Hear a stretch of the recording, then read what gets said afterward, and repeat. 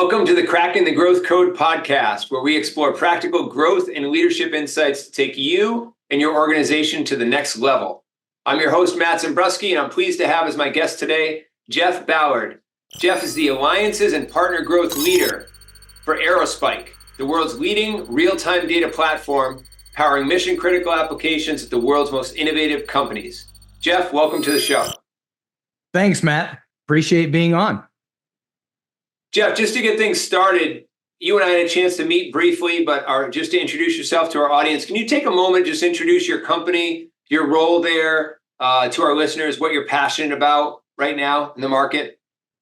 Yeah, so you explained Aerospike fairly well. Appreciate that.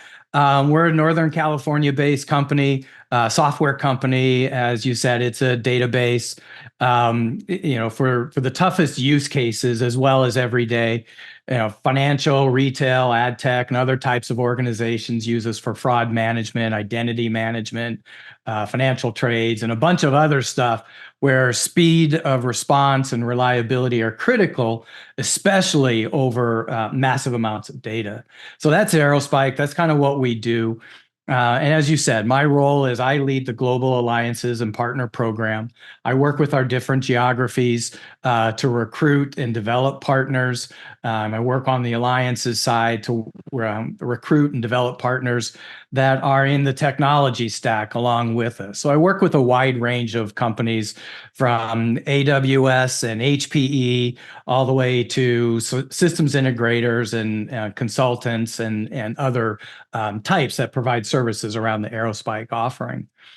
In terms of what I'm most passionate about, boy, that's an easy one. It's why I'm in this role. It's about helping partners grow their business. I've been doing this for over the last 10 years of my career, doing it in South Africa with a distributor called EOH.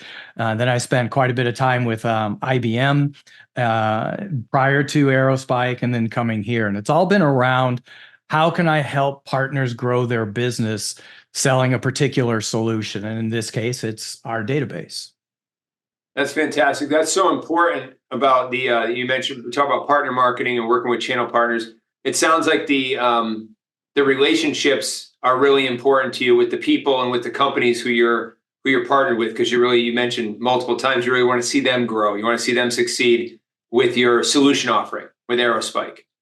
Yeah, I mean, my career, that's a very long career. I'm not going to tell you what year I started, but it's a long career, having worked in all facets of marketing, helping software companies, hardware companies grow their business.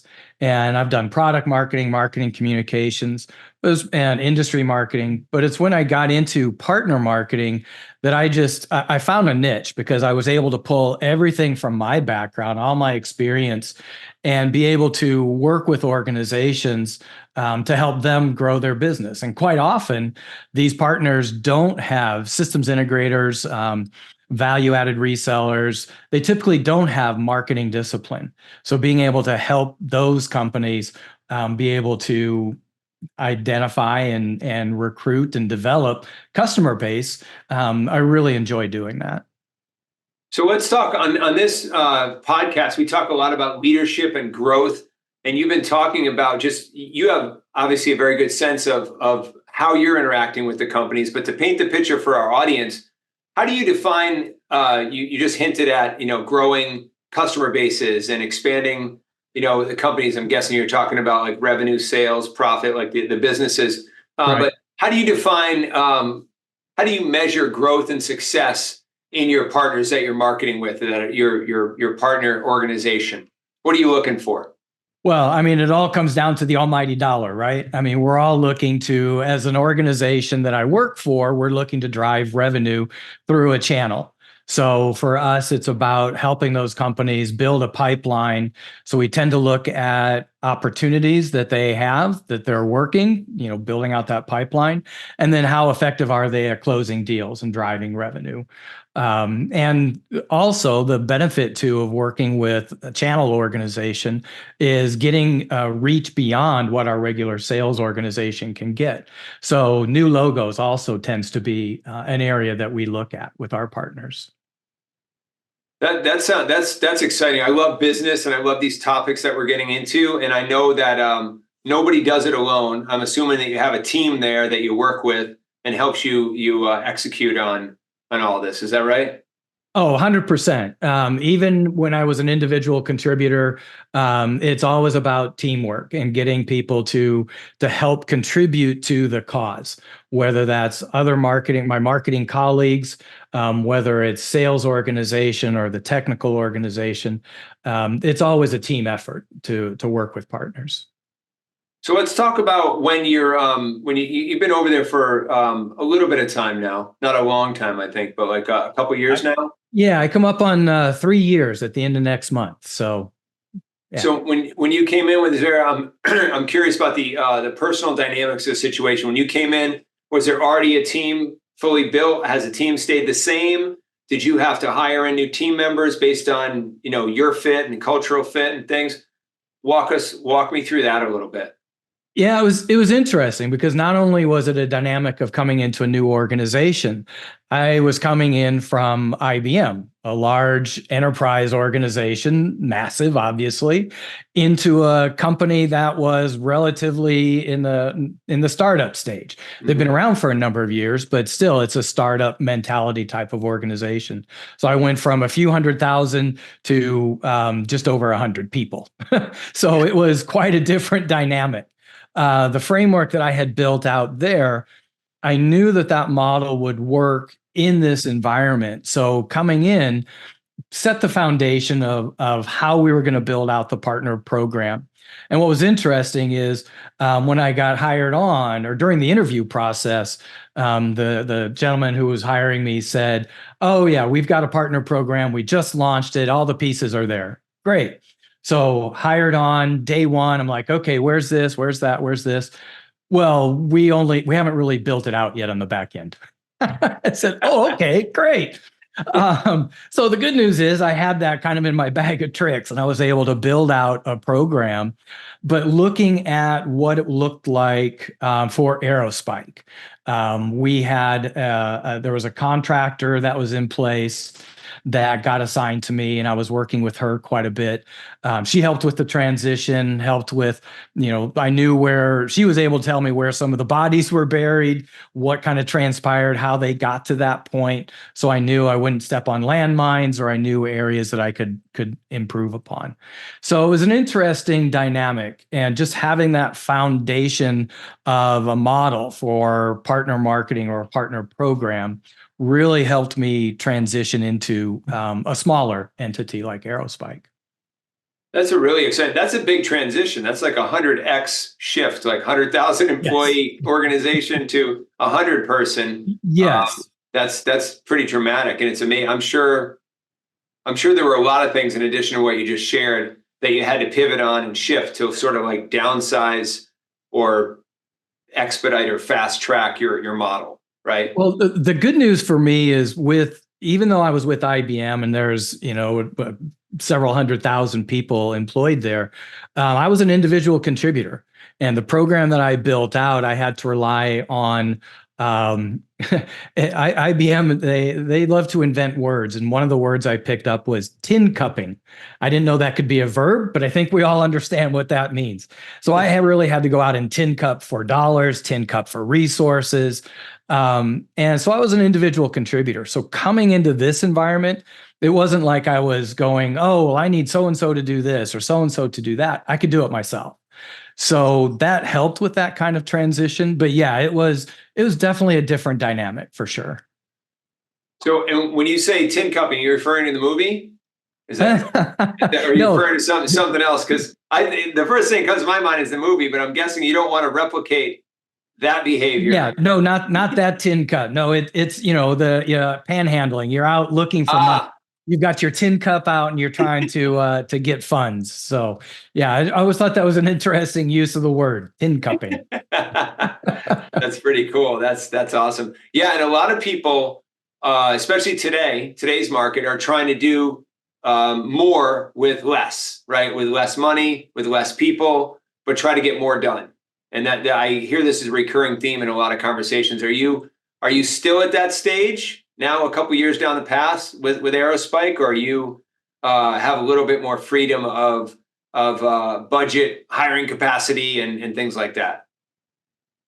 Well, you look at market conditions today, and really that doing more with less is more important than ever.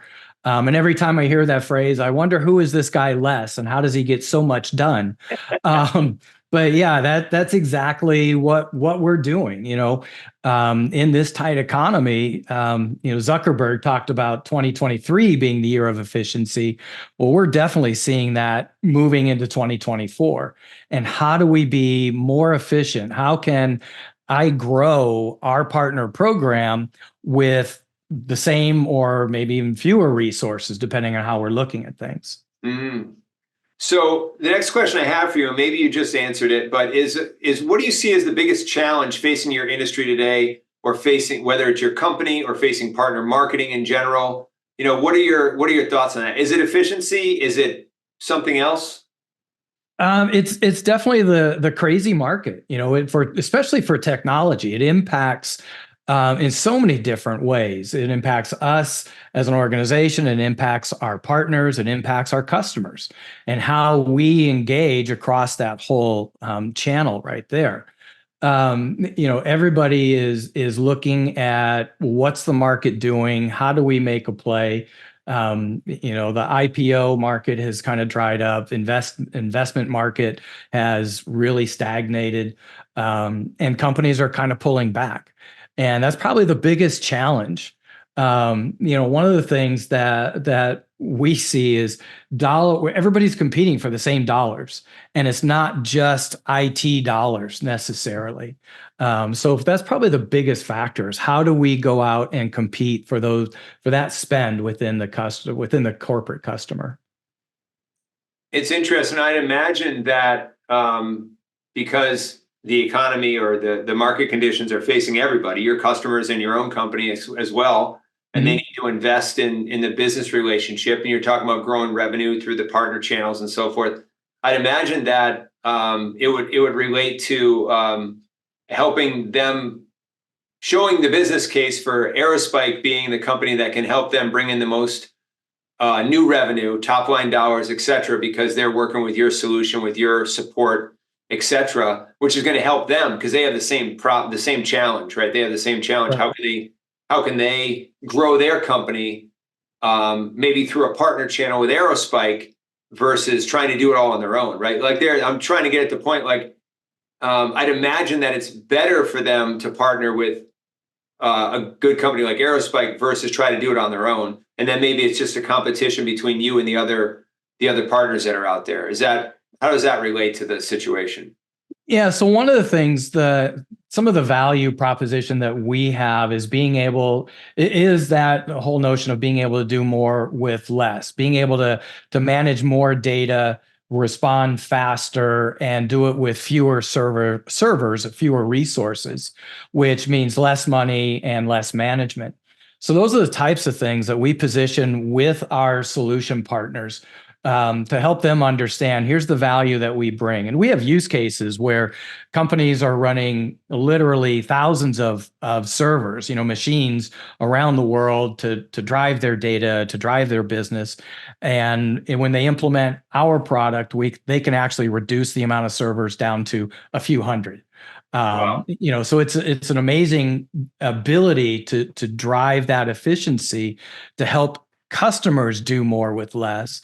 But that's the value then that our solution partners, can bring to the table for their customers, to be able to help them streamline services, get greater cost of ownership.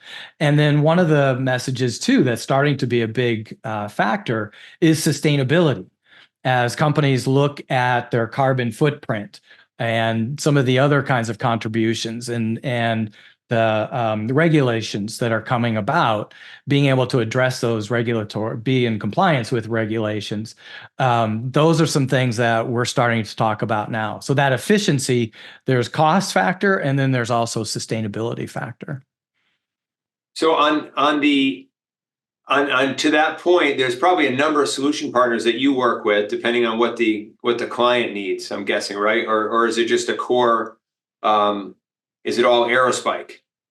Well, for the types of partners that we're working with, like I said, they're value-added resellers, they're systems integrators, they're consultants, and these are organizations that tend to be regional in focus, or maybe on the systems integration side, you can have large scale, like the McKinseys, Deloitte's, Accentures, et cetera. But for the most part, we're working with those regional organizations that can help us get to the end customer. And that's really where I talk about, the channel provides greater reach than what our sales organization can have sometimes. So it's those kinds of partners, being able to set them up for success. And that's where I tend to focus in at.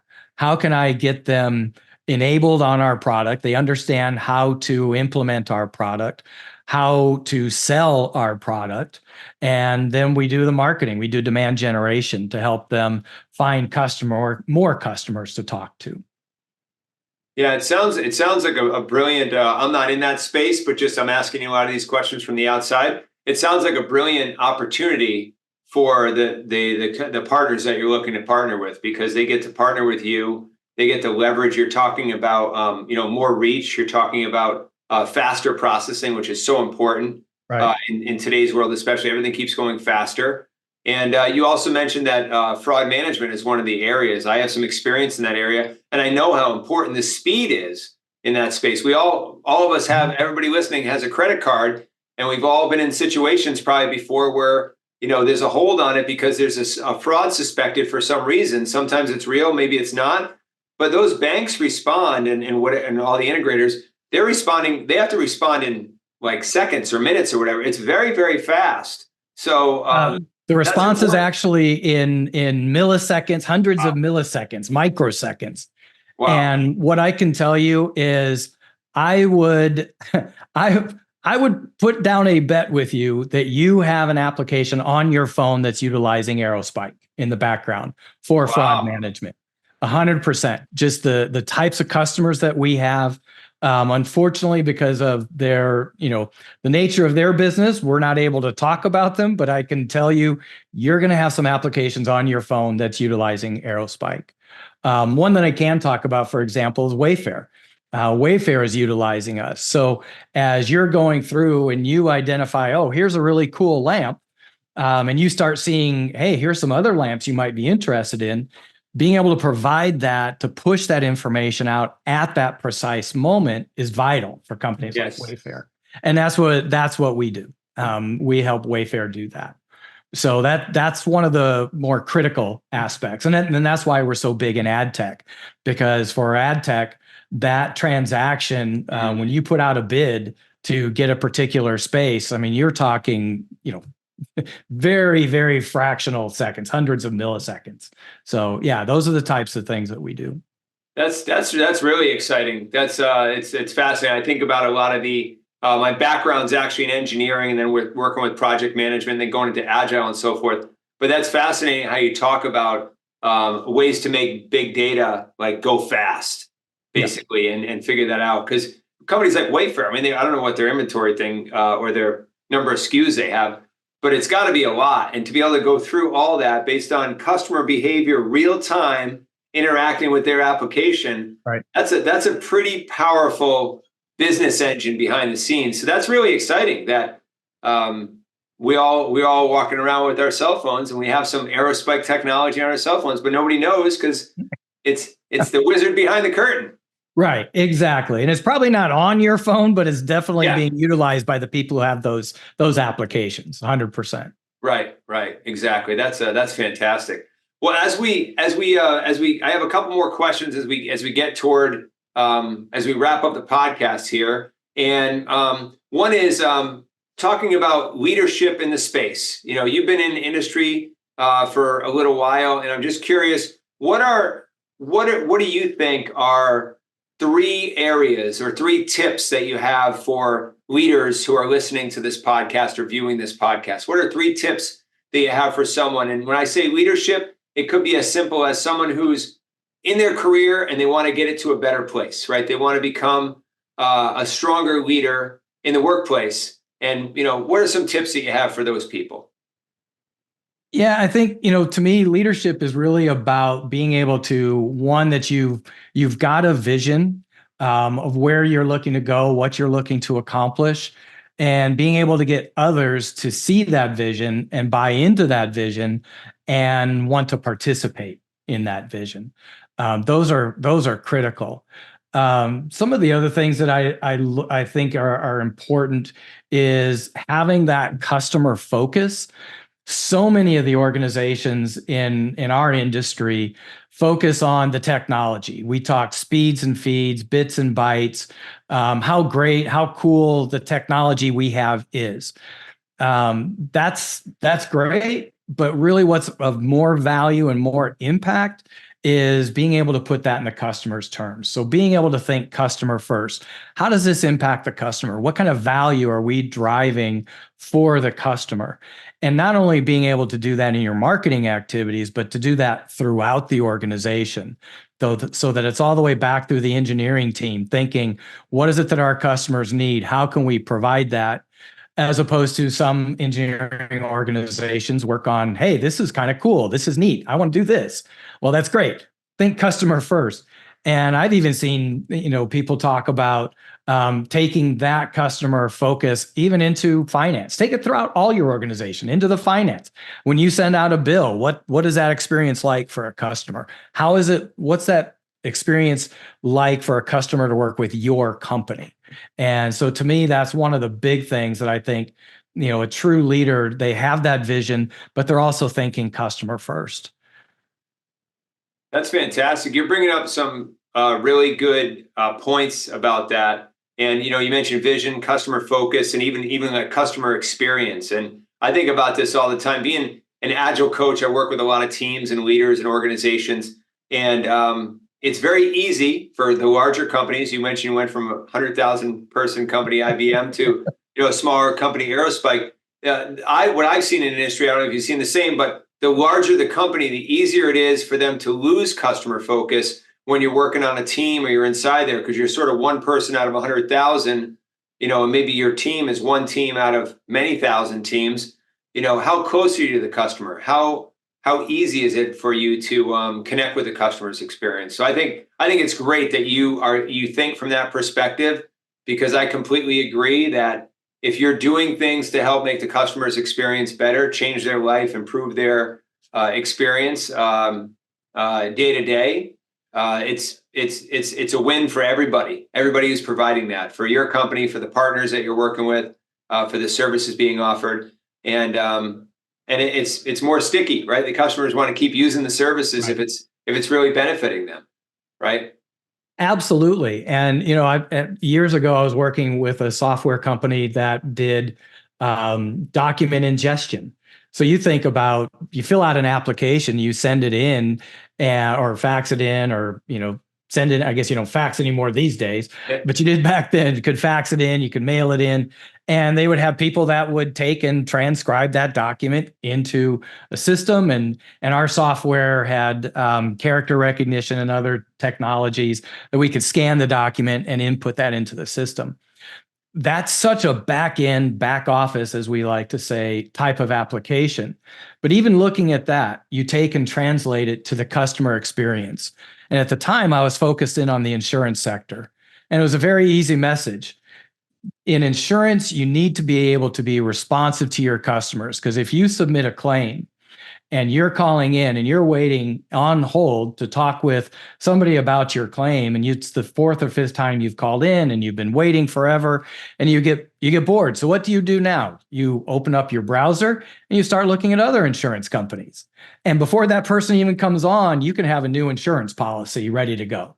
Mm-hmm. The life is just different right now, and you have to have that responsiveness. So even being able to take those back office processes and turn them into what's that mean for the customer really helps to demonstrate value for the organization and for your product. I love that. It's so true. And I've seen that in a lot of technology companies over the years. It's really important because you can always connect the dots. Sometimes they say, oh, well, I'm just working on this back end database system or whatever. I don't really talk to the customer. Well, what you're doing does connect back to the customer. So I love the way you explain that, Jeff. It's brilliant. There's always ways to get that customer feedback, to really understand the actions that you're taking, your team's taking, your partners are taking. How is that affecting the customer's experience, positive and negatively? Let's be honest, and let's get the real experience, the real data back. And that's one of the challenges that I try and help our partners with, is to really understand what it is the customer is looking to do from a business standpoint.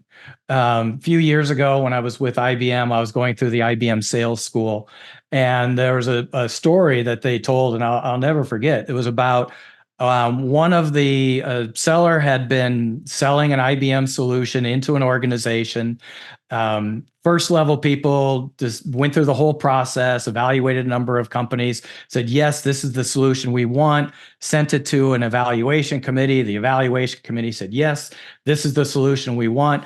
And it was all a done deal, right? They sent it up to the CFO to sign off. The CFO rejected the solution. Wow. And instead of the piece of technology that IBM was selling, that money went towards carpets. Because the CFO of that bank said, we need to enhance the customer experience, and renovating our offices, our facilities when customers come in is going to drive more value than it will doing this back-end system. So again, you look and say, wow, man, I'm not just competing against other companies in my space.